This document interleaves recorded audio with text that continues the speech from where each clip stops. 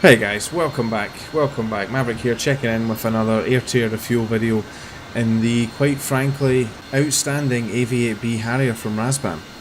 This aircraft's been a huge amount of fun to fly over the past couple of weeks. There obviously is a lot of aircraft in DCS now at this point, but I think this one's my favourite. What I love about it is just the way that it does everything differently from the way that a normal fixed-wing aircraft does, and the air-to-air refueling is no exception in this aircraft. It's a tricky little manoeuvre that definitely takes some practice to get right, but once you can get your eye in for a couple of key things, then it becomes a lot more routine with just a little bit of practice. I've been practicing on the new KC-130 tanker, which was recently added into DCS with the open beta included with the Harrier. I'm not going to lie, it was a little trickier than I thought it would be. I think it's down to the tanker speed. Obviously it's not as fast as the other tankers we have to plug into, so we have to plug in at this one at a slower speed. In this case it's around about 230 knots, which is a little bit slower than what I would normally refuel at, so that was a little bit of a challenge in itself. But all in all, it's very rewarding to do. The KC-130 looks great up close and personal, and it's awesome to finally see some more tankers enter the DCS world. So I'll take you guys through the procedure that I've been practicing, and also I want to bring up something all you guys need to check out if you haven't done so already. The Flight Syllabus Guide published by the USMC Harrier Force in 2012. If you haven't heard of it, I'll link it in the description. Make sure 100% that you download it, as it's full of pretty much everything you need to know about how to actually operate the aircraft, and we'll be going through some of the checklists provided in that document in this video. Alright, so setting up behind the tanker, pretty standard guys, most of you should all be familiar with this. Certainly most of the people watching this video should be aware of how this works, but just a quick reminder.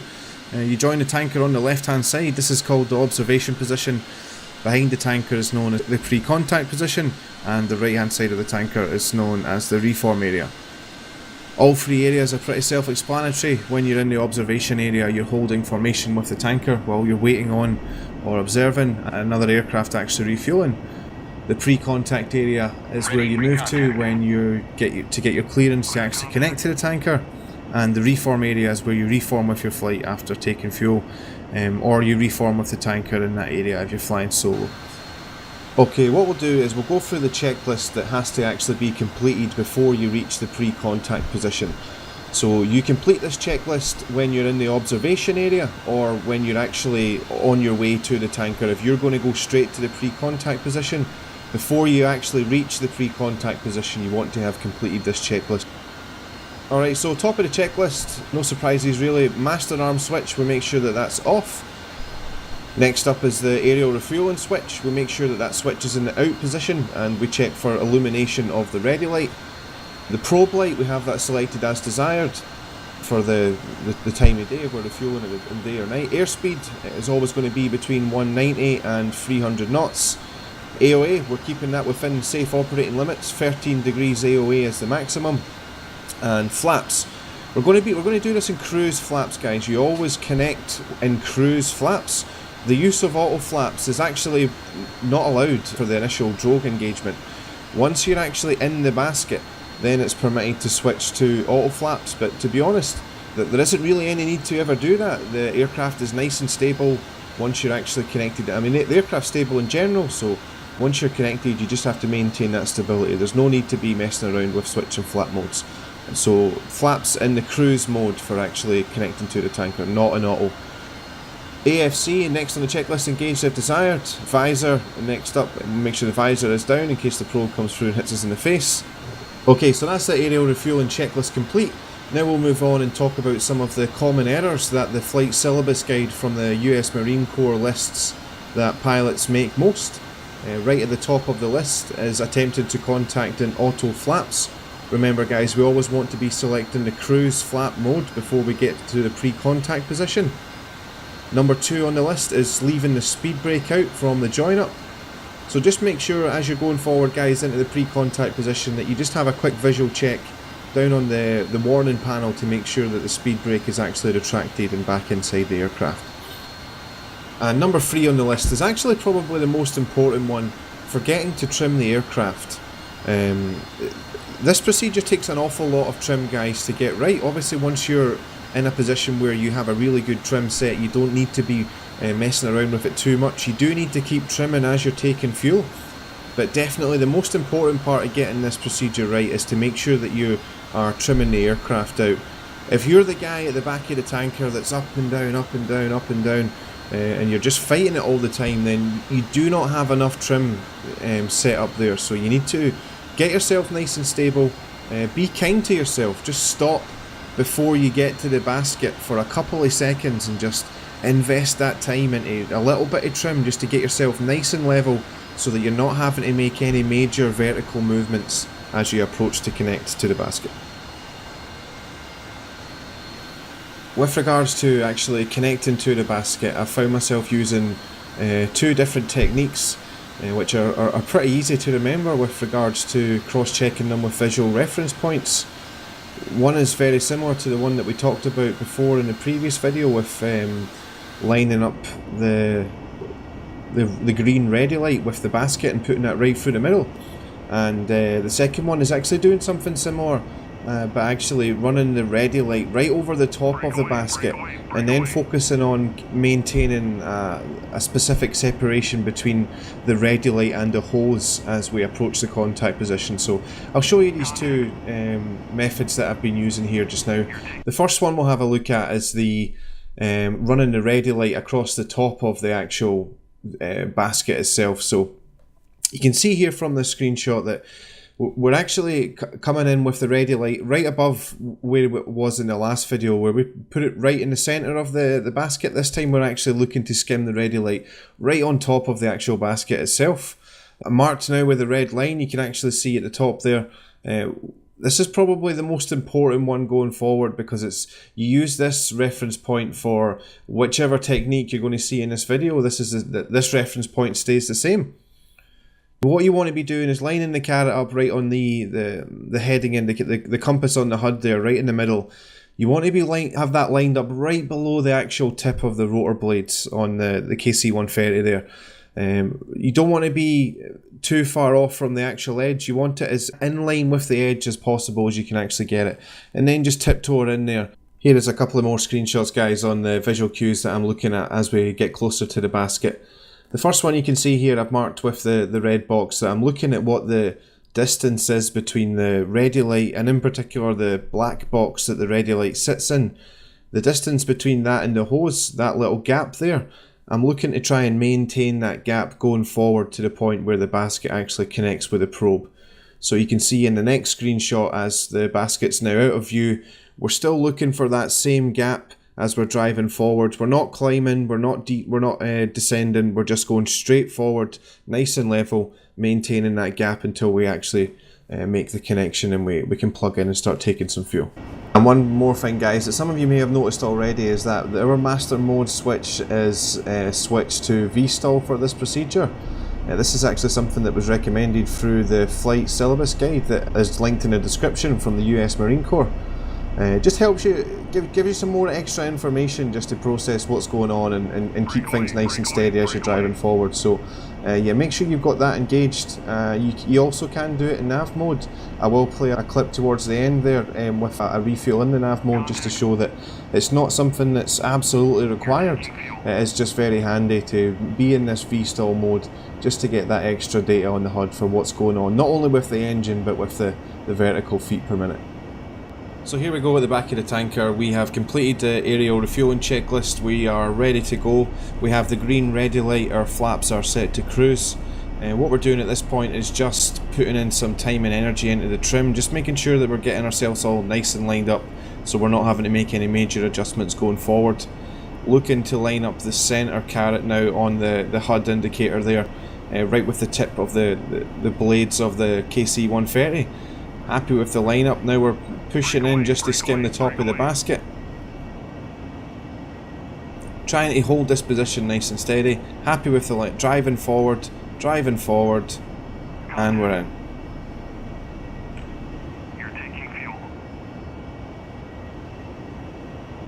Like I said earlier on, I've been using two different techniques to connect to the tanker. I'll show you the second one.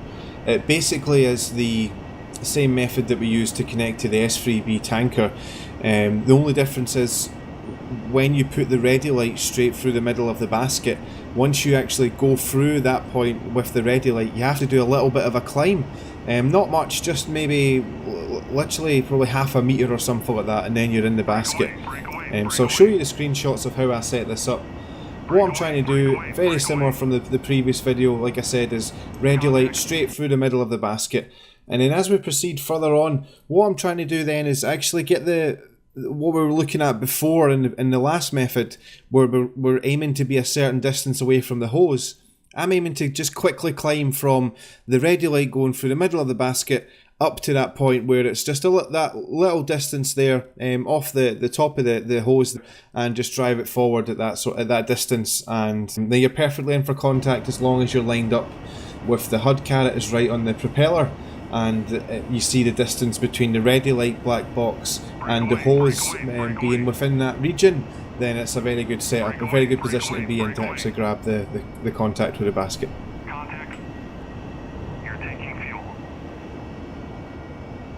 I'll show you another clip of the same method in these low light conditions here, guys. So we're coming up on the back of the tanker here in the pre-contact position. The refueling checklist is complete. We're all ready to go with our ready light, and we are in V-stall for the master mode for this one as well. We're just lining up our visual cues on the propeller with the HUD, just making sure we're okay laterally, and then we're going to start driving it in. At the moment we are holding for the tanker just to make its turn, and there it goes. So we'll start turning to the left, and then we'll come in for the first demonstration of how to plug in when the tanker's actually turning. So for this one we're going to go through, like I said, the ready light straight through the middle of the basket with a little foot or two climb just as we're going through the basket, and then to knock it in there. So just getting everything trimmed out at the moment.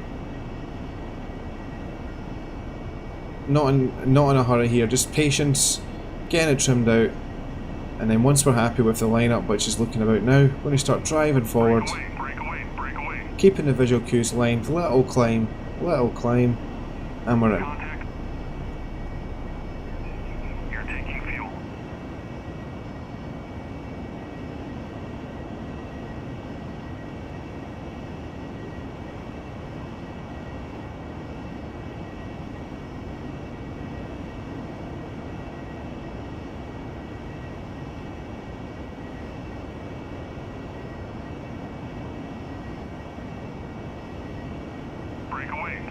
Breakaway.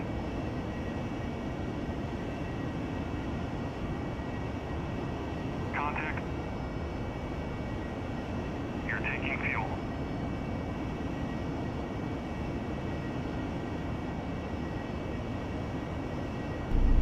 This next clip is a good representation of just how far you need to climb once you go through, if you put the ready light actually through the middle of the basket versus if you put the ready light on top of the basket.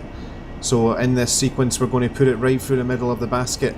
I'm going to do a quick look to the left, and you're going to see just how far I climbed the aircraft up to actually make the probe into the basket here. So good closure. We're going to check left any second now.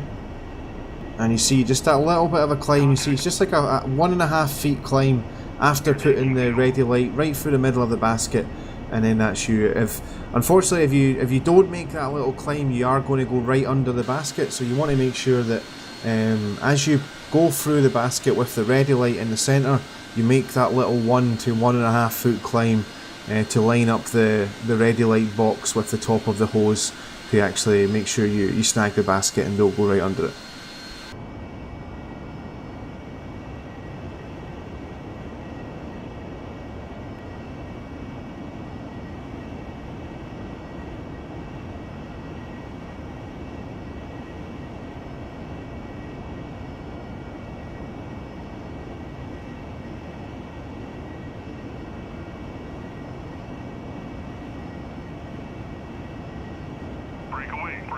Breakaway.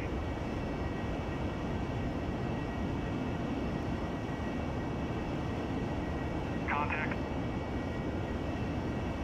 You're taking fuel. Okay, so now that we're in, it's important to relax. It's very, very easy to suffer from a mild form of panic at this stage, but you've already done the hard work. You're connected to the tanker now. all you need to do is stay in the same place. So remember that we still need to trim as we're getting heavier with the fuel. Try to focus on just the same place on the tanker and just stay that distance away from it and stay lined up with whatever you're choosing to look at. Once you get more experience at doing this, you get more capacity to look around you and see what's happening around and stuff. But when you're just start out, when you're first just practicing at this stage, just keep reminding yourself to relax. Focus on one part of the tanker that you can see in front of you, and just keep looking at that. Just keep lining up that with something in the cockpit, or just keep trying to keep yourself the same distance from that point on the tanker, and it'll all work out. There's no magic position with the throttle. The throttle is always moving, guys, alright? People always ask me, how do you get your throttle to stay so smooth? And my throttle's not smooth, it's moving all the time. You can see on the HUD there, the throttle position's constantly changing. There is no, like I said, there is no magic position where you put the throttle and you stay in the same place. So you're always working the throttle, you're always making small adjustments all the time. But the important part is to try and make it a nice, relaxed and enjoyable experience. If you find yourself really tense, just take a breath. Just keep saying to yourself, relax, just relax. Just let those muscles relax, and just do whatever you need to do to stay in the same position.